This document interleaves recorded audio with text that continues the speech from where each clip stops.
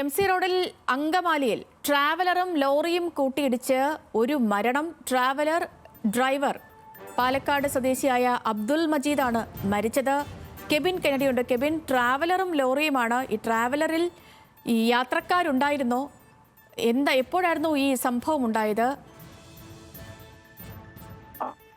ഇന്ന് പുലർച്ചെ 3 മണിയോടെയാണ് അങ്കമാലി നായത്തോട് ജംഗ്ഷനിൽ സമീപം അപകടം ഉണ്ടായത്. കാറ്ററിംഗ് യൂണിറ്റിലെ തൊഴിലാളികൾ സഞ്ചരിച്ച ട്രാവലറാണ് അപകടത്തിൽപ്പെട്ടത്. ട്രാവലർ ഡ്രൈവർ പാലക്കാട് സ്വദേശി കിഴക്കഞ്ചേരി സ്വദേശി ആയിട്ടുള്ള അബ്ദുൽ മജീദ് ആണ് മരിച്ചിരിക്കുന്നത്.